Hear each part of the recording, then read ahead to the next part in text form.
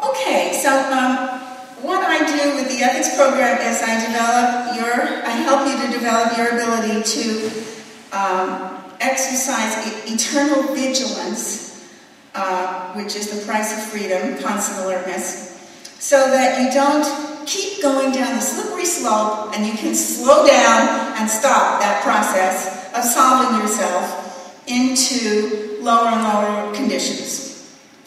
And what we do, and these conditions, these lower conditions are the result of GPMs, which is this problem-solution kind of downward spiral, service facts, OWs, and out ethics. So I've seen OT friends of mine recreate their reactive minds by using some of these little gimmicks like OWs, overts and withholds. And it doesn't mean that we're all going to be walking around with our halos brightly shining. We all have problems maintaining our integrity probably every day. We run into little challenges to our identity. You do the best you can with it. The hatting helps you do a better job. So that's why I do the ethics program. It gives you a buffer between you and your case. You're less effective your case if you use these principles. And I use all of Hubbard's principles, which I learned, and I figured, well, why not apply it to ethics? It certainly isn't outside of that body of knowledge. Okay, so it's a trade-off to have limitation in order to be a player. But there's two ways to do it. You could do that trade-off with complaining, or you could do it with conscious responsibility. And complaining is really the opening door to going down the conditions. If you complain rather than accept the current situation and decide to deal with it, then you're, to some extent, going out ethics on yourself. I mean, certainly other people will feel the effects of your mishandling, but you'll be your worst victim. So I would say a one-shot step to get your ethics in at any time that you run into trouble and you find yourself protesting or resisting and not being responsible, stop complaining. It's a little magic formula. If you stop complaining, all that's left is responsibility. You just can't help it. If you cease to complain, you are now responsible. You are now on cause. There's nothing else. And I mean complaining in your head as well as verbally.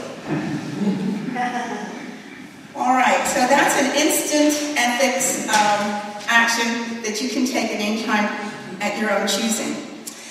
This afternoon I will be giving little interviews for anyone, and we have a nice list there, 10, 12, however many people have signed up. And I'll just take you one at a time, and we'll take as long as we take. I can't predict. Some of them will be short, some will be a bit longer. I'll try to keep them within a half-hour general time range. And we will be addressing an issue in your life that you would like to improve your responsibility and your causality and stop complaining about. And we will find coping strategies, and I will do whatever I can do to help you move maybe to a higher condition on that issue. So that's what I'll be doing. At the same time, I'm sure that these meter demonstrations will be going on, and you can all be enjoying yourselves with all the questions and answers you want to do out here. There won't be any conflict because I'll be in the back room and Hank will be out here. So that's pretty much the message I want to give you today. Are there any questions about anything I've told you? I can't wait. Okay, well, great. Me too. Yes, Les? Did you give them the background on the disabled house and that whole scenario? Well, I haven't explained the background on how ethics started in the field. When I was in the church, I started doing it. This is not some squirrel activity I started after I left the church. This was known as the super duper Mary Maren Squirrel ethics rundown when I was in the church.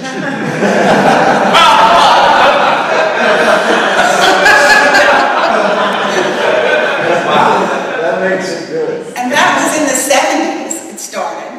And I saw my friends, OTs, high-class auditors, falling on their heads in trouble. I attributed it to tech not going in because they were being run on Dynamics After Clear. And I thought and drug rundowns and that kind of thing. And I thought, no, tech isn't going in. Here they are, stumbling around, not doing well, and not being clear in OT anymore, not acting that way anyway.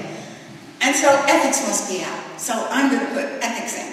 So I started doing it with the danger formula, and then I found that there are actual conditions below danger. Most people, you know, they like danger, they'll do that one. They like, if it's really bad, they'll accept liability. But they won't go into those horrible, ugly ones below liability. Oh, those are bad. So I realized that this has to be a way to get people willing to look at the lower conditions, because if you don't apply the formula of the condition you're in, you sink down to the one below it. You sink down to the one below it because the one above it isn't, the formula of emergency isn't going to handle a dangerous situation. The formula for normal isn't going to handle a non-existent situation. The formulas are for the conditions. So if you don't apply the formula, you go down the one below it. Also, interesting enough, I've noticed that the condition below the one you're in solves the one you're in an aberrated way. So if you're, so say a guy was in danger and moves down to emergency, was it emergency to danger. Okay, so if he's in emergency but he does a danger formula, that takes him out of emergency. Oh. Yeah, it puts him in danger. Yeah. Yes, he's there. Yes, Mark. Somebody confusion that doesn't apply that one. Oh, well, that person would be falling outside the range of being able to have the ethics technology applied. That's a condition I call delusion. Delusion. It's below confusion. They think they're in power. And the formula for that is fall on your head. Then they realize that maybe they don't know everything. They're not it's the no bit. Yeah. So that's the lowest one that I've come across. There have been many names given to below confusion formulas, but they kind of all seem to be in the no best category. Okay. So I was doing ethics in the field. I started getting people back on lines. It turned out actually that tech wasn't not going in. It was just not the proper and adequate action for people who had gone clear and were on the upper levels to get Dianetics or drug rundowns, Dianetic applications when they got snarled up for various reasons.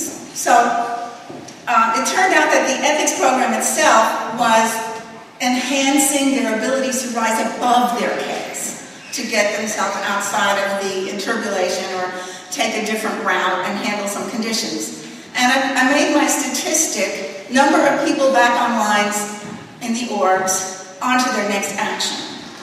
And they all did that. I made sure, and I even gave them padding when they went back to the org, and I would say, okay, now your job, when you go back for your services and back on lines, is to make it as easy as possible for the org to give you what you want. That's your job. So they have a lot of problems in the orgs. They have to get their stats in by 2 o'clock on Thursday. They have a lot of pressure, and sometimes they might make some mistakes or put the pressure on you. You have to be a jump ahead. You have to make it easy for them to give you the service. That's your responsibility. So I put them at cause when I put them back on lines. Well, they all did great. I mean, the statistics were out the roof. I was in power.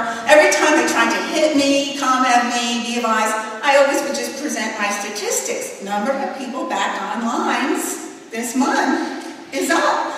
And the people that I had to do it also had those kind of statistics.